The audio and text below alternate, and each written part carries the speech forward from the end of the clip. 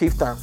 Keith Thurman. We got. Let's get to Keith, and then we'll get out of here. That was a way better interview with Keith. You know, I've been pretty down on Keith's interview, and I wasn't looking forward to the interview. Keith, because I feel like he won't answer our questions. Oh yeah. But he was giving us stuff. He went all the way around. But he gave us everything we needed. He sprinkled, talked about stuff I think he supposed to talk about. And then I said, Keith, boy, you mentioned the names. You said, I didn't mean to get you in trouble. Yeah. And shout out to Keith Thurman. He actually gave us some legit stuff. Shout out to whoever the hell that was that said I'll be trying to bounce people off the interviews. I was well aware. I looked at the time I said, we got to keep for 25 minutes on this one. Y'all can't be mad at that. Yeah, because you do be kicking people out of here. But shout out to Keith Thurman. Energy seems right. Seems like he's locked in, focused. Yeah. This is definitely a good, I got a 50-50 fight, Shawn. Yeah. I think this is a good Did you fight. have a 50-50 prior to the conversation? Yeah, no, that didn't change. Oh, okay. That didn't change. People look at interviews and that changed everything for them. Yeah. No, I'm not. Nah. That's what the interviews are for. Hey, you know what? Ever since Thurman Crawford did what he did, I calmed my nerves. Okay, I was way to the left. I would have bet my baby on that match. I had a thought, and I'm losing my thought now, but it was about Keith Thurman. It was about the fight with Keith. This is what I wanted to say. Mm-hmm. And it kind of you guys go back and watch the video that we did with Keith. We had Keith on a couple years ago. Now we had Keith on, and he was narrating his thought processes about his fight with me. Yeah, hell of an interview if you can find it. Yeah, I don't know how he prepared to win rounds against me, opposed to, again, the violent Keith that we've seen, the one-time Keith that we've seen. And, I was trying to pull it out of him, like, assure the audience that you're coming in here to be violent and get the job done under any means necessary, opposed to just, I skated through with a win. Nobody wants to see that from you no more, Keith, you know what I mean? But it reminded me, listening to him today, reminded me of something my dad used to say. My dad would say, fighters can't be too smart. It's like, fighters can't be too smart. Well, if fighters are too smart, they will outthink themselves.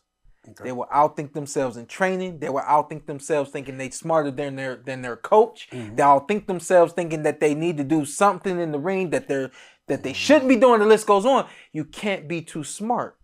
And so that's really one of the few things that concern me about this fight with Keith. Are you going to get to a point where you're so trying to be so tactical that you pull back on another area and you miss a mark? You know what I mean? And that is one thing that we know about Keith. We know Keith is extremely smart. Mm-hmm. He could have thought himself out of the fight with me by the addition that he. I think it worked in his favor. I also think, I'm like, did you go back and watch the fight and come up with this after the fact?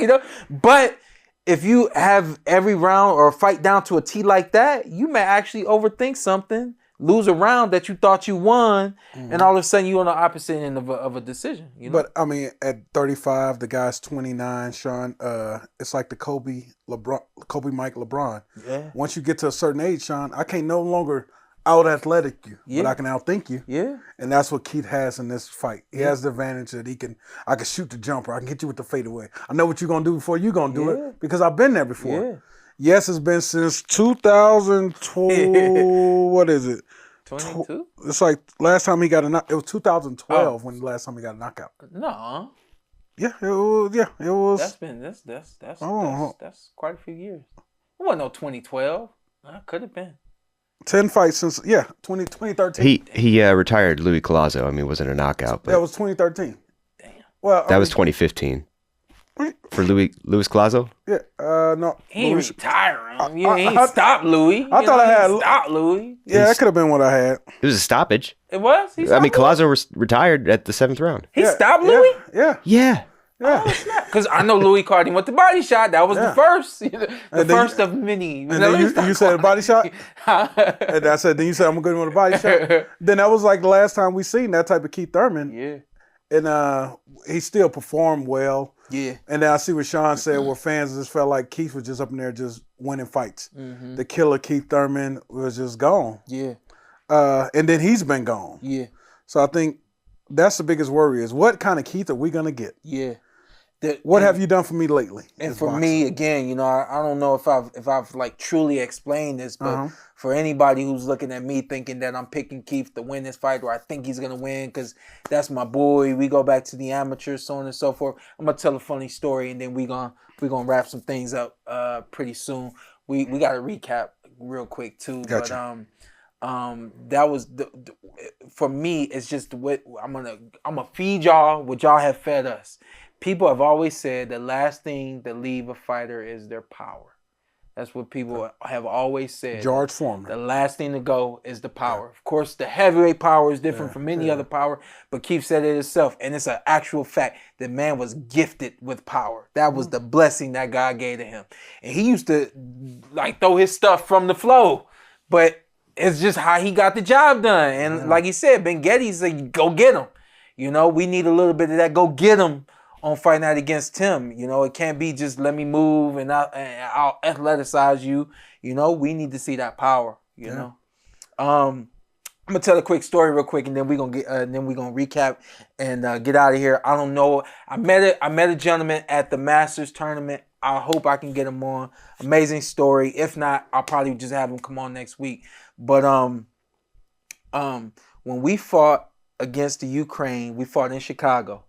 And we all in the locker room, and once you go out, it was like nobody came back to the locker room. So it was like we in the locker room, they go out after they fight, they stay out there, whatever the case may be. And people going out, and ain't nobody coming back in saying, yo, we won. Go out, ain't nobody talking about we won, right? So me and Keith 52, I'm 65, so if y'all imagine this about 5 or so fights that have happened before me and Keith go in, right? And me and Keith, the only ones in the locker room at this point in time. And he said, yo, bro, he said, I ain't leaving here without no win. I said, neither am I. But everybody else had dropped him, right? Yeah. He goes out and he won his fight. I don't remember how he won his fight, but I remember they came back in. I think it was my dad came back in and said, we finally got one. Keith won. My dad was one of the coaches, by the way. Comes back in and said, Keith won. All right. I said, well, nah, I can't lose. Yeah. I got it. Like I said, I already said I wasn't going. I said, then he went out and did that. I gotta represent. And that was when I ended up fighting Alexander Usyk. And ended up beating him. It was a really, really good fight. Close fight.